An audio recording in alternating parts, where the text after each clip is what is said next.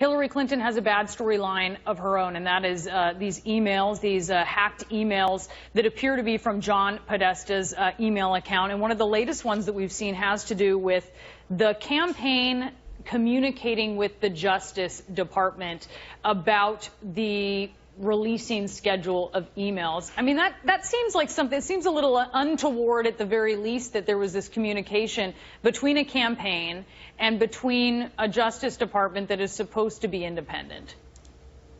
Well, Brianna, in all fairness, the Russians have hacked emails. The Russians have decided that if they could, they would endorse Donald Trump. They can't endorse Donald Trump. They're trying to influence this election. I don't give any of these emails credibility unless I can check them out. You don't give them credibility. If they were fake, you don't think the campaign would say they're fake. So you're questioning the veracity of the emails. I think we have a responsibility to understand all of these emails. I think that we have a responsibility to appreciate the fact that these emails are hacked, that the Russians, quite frankly, have a history of doctoring this information. So okay, I want to see it before I comment on it. Isn't that sort of cynical for there to be this? No. Well, let me finish.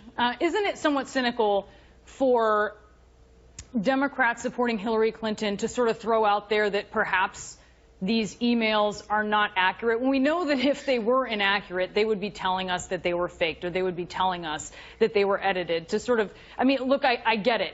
If they, you know, these are emails that were hacked, but they're still emails that exist. We can still read them, and they are what they are. They tell us things. Isn't it inappropriate that there was this communication between the Clinton campaign and the Justice Department?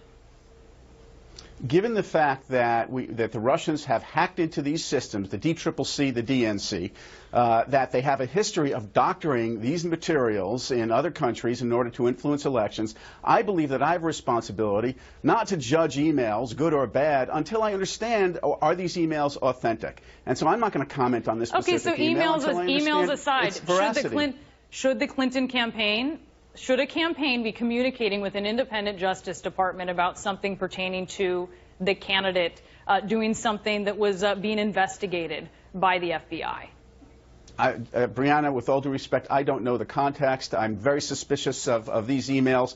And what really counts to the American people is not a campaign email. It's about fitness to serve. But you know the context. And Donald Trump has established he has no fitness to serve. Her practices were being looked at by the federal government. You know that context. You know that.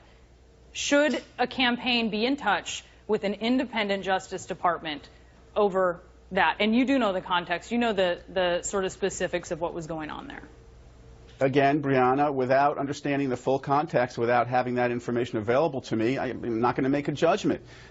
This campaign, the next several weeks, is about who is fit and who is ready to be president of the United States. And if you contrast what Donald Trump has said and what he does, and what Hillary Clinton has said, her specific solutions to rebuild infrastructure, reduce college debt, improve the economy, there's really no comparison. All right, Congressman Steve Israel, thank you so much for joining us, backing up your candidate big time there. Hillary Clinton supporter talked